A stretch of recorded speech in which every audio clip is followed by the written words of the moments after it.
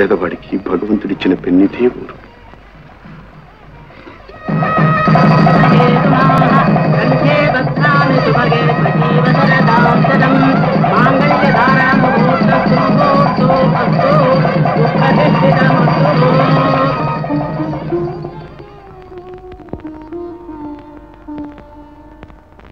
అయ్యో, నా రబ్బ చుట్టలేవి ఏమిటమ్మా? ఏం జరిగింది? నా రవ్వల చుట్లమ్మా ఇక్కడే పెట్టాను, కనిపించడం లేదు. ఇక్కడే పెడితే ఏమవుతాయమ్మా? అయినా పెళ్లి సందడి, కాస్త జాగ్రత్తగా ఉండదు. ఏమిటి ఏమిటి ఏమైంది? అమ్మాయి రవ్వల దుద్దులు కనిపించడం లేదట. ఈ గదిలోకి ఇంకెవరు రాలేదు నాన్న. ఎక్కడ చెగిరిపోయా, ఎక్కడ ఉంటా చూడండి. అమ్మా, పారకుడికి ఎక్కడున్నాడు చూడమ్మా. వాడు ఇంతకు దిగులు తీశాడు, వాళ్ళమ్మకి కావాలన్నాడు. ఇందిరా అనుండొచ్చు, కానీ వాడు తీయడు. ఎక్కడ ఆ దొంగ? ఎక్కడ? నాన్న ఇలా పిలవండి అన్నయ్య, నేను తేల్చేస్తాను. అడుగో. ఏమిటా గొడవ? ఇంకెక్కారా దొంగ గాడిద? దిగరా, దిగు. ఏమిటది? వీడిని సోదా చేయాలండి. మన కోడలు రవ్వలతో దొంగలించాట. నీకేమన్నా మచ్చుందా పోయిందా? పసిపిల్లవాడిని పట్టుకుని ఏమిటా మాట? వాడి సంగతి నీకేం తెలిసి ఇస్తున్నాను? వీళ్ళ వంశమే దొంగ వంశం. వీడు దొంగ, వీళ్ళ నాన్న దొంగ, వీళ్ళ తాత దొంగ. పట్టాలి. ఎక్కడ పెట్టావు? ఎవరికిచ్చావరా చెప్పవే. ఏదో ఎక్కడ కనిపించలేదే. ఎందుకు మూయాలి నేను? అంత తేలిక వదిలిపెట్టారేంటి? ఈ సంగతి ఏమిటో తెలుసుకుంటాను. అది అమ్ముకు చేయడమో పెట్టెలన్నీ వెతకండి. పార్వతిని అడగండి, అడిగి చూడండి. అడగకపోతే ఊరితో వదిలిపెడతా. చూడండి, ఎక్కడ దాచుకున్నాను వెతుక్కోండి. నన్ను కూడా సోదా చేయండి, పోలీసులకు అప్పగించండి. పేదవాళ్ళైనంత మాత్రాన దొంగతనాలు చెయ్యండి అన్న. కష్టపడి సంపాదించుకుంటారు, కలిగినంతలోనే కాలం వెళ్ళపుచ్చుతుంటారు. తిని కూర్చోవడం కంటే తెలియని మనమే పేదవాళ్ళ శ్రమని దొంగిలిస్తాం, దోచుకుని పెట్టెల్లో దాచుకుంటాం. కలిగిన వాళ్ళు దొంగతనం చేస్తే అది అదృష్టం, నలిగిన వాళ్ళకి అదృష్టం పట్టినా అది దొంగతనం. అనండి, ఇది మీ లోకం, డబ్బున వాళ్ళ లోకం. డబ్బే లోకాన్ని నడిపించే కాదు. ఇక్కడ మాలాంటి మనుషులకి మమతలకి చోటు. అమ్మా పార్వతి,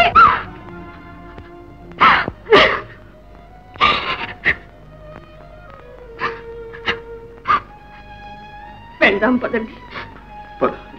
అమ్మా పార్వతి, పార్వతి, ఈ రబ్బంతా నాది.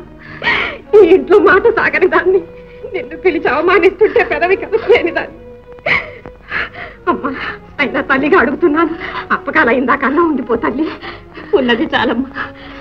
పుట్టిల్లన ప్రేమ కొద్దీ వచ్చాను, పుట్టెడు నింద మూట కట్టుకున్నా. ఇంకెందుకమ్మా పారు, నన్ను దుఃఖ పెట్టిపోతావా అమ్మా? లేదమ్మా, ఇంకా దుఃఖపడకుండా పోతున్నాను. కన్న వాళ్లే చేసిన అవమానాన్ని మింగలేక, అభిమానాన్ని చంపుకోలేకపోతున్నాను. మళ్ళీ ఇక్కడ పెట్టారు కొలుపు. ఏమండి, పార్వతి వెళ్ళిపోతున్నదా? మీరన్నా ఉండమనండి. మనకున్నదే 2 బిడ్డలు, అందులో మళ్ళీ తేడాలు ఎందుకు చెప్పండి? ఉండమనండి, మీ నోటి మీదుగా పార్వతిని ఉండమనండి. ఇంకా మెతుకు లేకపోయినా మీసాలకు సంపద ఉన్నాయి, కూటికి లేకపోయినా నీటికి ఏం లోట్లేదు. పోనీ ఏదో ఒక రోజు వాళ్ళని వచ్చి కాళ్ళ మీద పడతారు. పట్టాభిగారు, ఒకప్పుడు నేను మీ ఆశ్రయంలో పెరిగాను. ఆ కృతజ్ఞతతోనే మీరెన్ని అక్రమాలు అన్యాయాలు చేసినా సహిస్తూ వచ్చాను. మీకు డబ్బుందన్న అహంభావమే తప్ప కూతురు అన్న ఇంగితం అనుమాత్రం కూడా లేదు. ఆ కలిమే లేకపోతే నువ్వెందుకు పనికిరావు? కలిమిలేములు కావడికుండదు. డబ్బు వస్తుంది పోతుంది, కానీ మనుషులు మమతలే శాశ్వతాలు. మనిషే డబ్బులు సంపాదిస్తాడు, ఆ మనిషే సంపదల్ని సర్వాన్ని సృష్టిస్తాడు. అలాంటి మనుషుల్ని, మానవ విలువల్ని డబ్బుతో కొలిచే మీరు మనుషులు కాదు, రాక్షసులు. ఏమిటి, మేము మీ కాళ్ళ దగ్గరకు రావాల్సి వస్తుందా? రాదు, ఎన్నటికీ రాదు. మీ మా మధ్య పెరిగిన ఈ ఆస్తులు అంతస్తులు నశించే వరకు మళ్ళీ మీ ముఖం కూడా నేను చూడను. ఎప్పటికైనా మీరే మా కాళ్ళ దగ్గరకు రావాల్సి వస్తుంది. అంతవరకు మీ గడపే కాదు, ఈ నేను కూడా నేను తొక్కాను. చచ్చిపోయిన నా తల్లి సాక్షిగా నేను చెబుతున్నాను. పద పార్వతి, పద. పార్వతి, పార్వతి, అమ్మా పార్వతి, పార్వతి, పుట్టింటి నుంచి పసుపు కుంకం తీసుకోకుండా వెళ్ళకూడదమ్మా.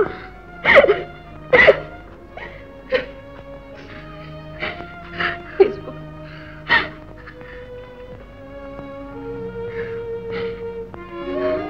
ఇవి కూడా తీసుకోమ్మా. వద్దమ్మా, పుట్టింటికి నాకు రుణం తీరిపోయి. వస్తానమ్మా. పార్వతి, పార్వతి, పార్వతి, పార్వతి. క్షమించండి, మీ కంటి తడి ఇంకా ఆరనే లేదు. మళ్ళీ పెళ్లి ప్రస్తావన తెచ్చి మిమ్మల్ని బాధ పెట్టాను. అయ్యో, ఇందులో బాధేముందండి? నాకే గనక మరో కూతురు ఉన్నట్టయితే విశ్వానికి ఇచ్చి పెళ్లి చేయినా చెప్పండి. ఇప్పుడు నా కూతురు